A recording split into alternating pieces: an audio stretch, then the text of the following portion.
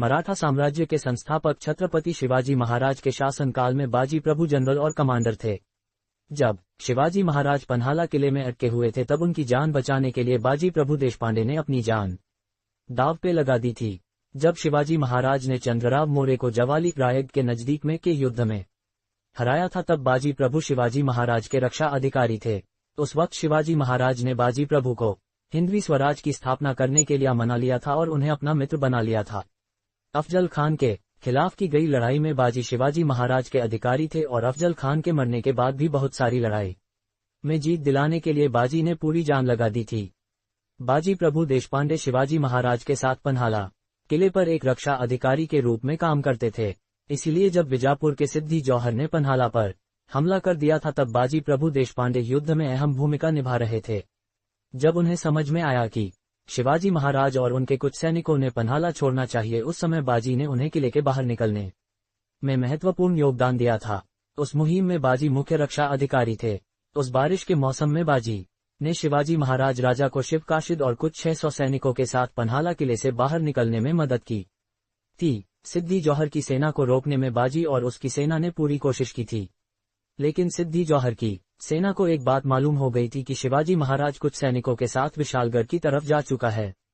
शिव काशिद ने पूरी ताकत से लड़ाई लड़ी थी और जौहर की सेना को रोक के रखा था, लेकिन उस लड़ाई में शिव काशिद को अपनी जान देनी पड़ी। लेकिन उनका बलिदान काम में आया, क्योंकि जब वो तरफ लड़ाई लड़ रहे थे तो दूसरी तरफ शिवाजी महाराज विशालगढ़ पर पहुंच चुके थे।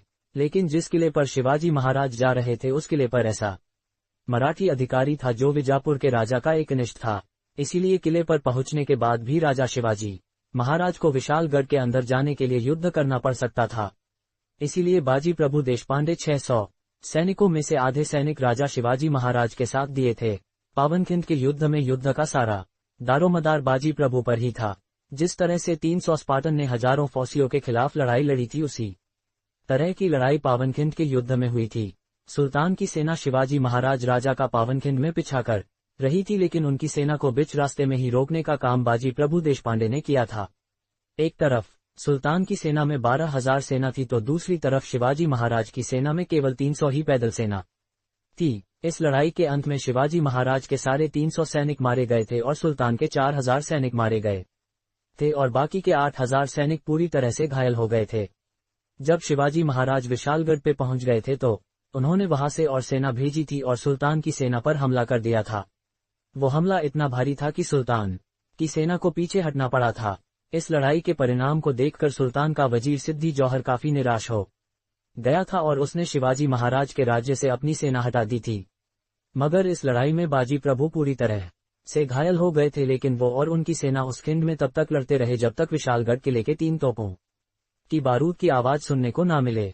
जब उन्हें तोप की आवाज 3 बार सुनाई दी तभी उन्हें आनंद हुआ। उसके बाद बड़ी खुशी से जिंदगी की आखिरी सांस ली। उस लड़ाई के बाद इस खिंड को पावनखिंड कहा जाता है। बाजी प्रभु के कारण ही राजा शिवाजी महाराज बचे थे और इसी कारण ही हिंदवी स्वराज की स्थापना हो सकी थी। शिवाजी महाराज के शासनकाल में बहुत सारे सरदार, सैनिक और मंत्री थे। उनके दरबार में एक से बढ़कर एक सरदार थे जो बहुत शूरवीर थे। उन बहादुर सैनिकों में से एक बाजी प्रभु देशपांडे भी थे। वो सभी सरदारों से काफी अलग थे। वो बहुत बहादुर सरदार थे। दंडपटा चलाने में कोई उनका हाथ नहीं पकड़ सकता था। हिंदवी स्वराज्य की स्थापना करने में उनका बलिदान हमेशा याद किया जाएगा।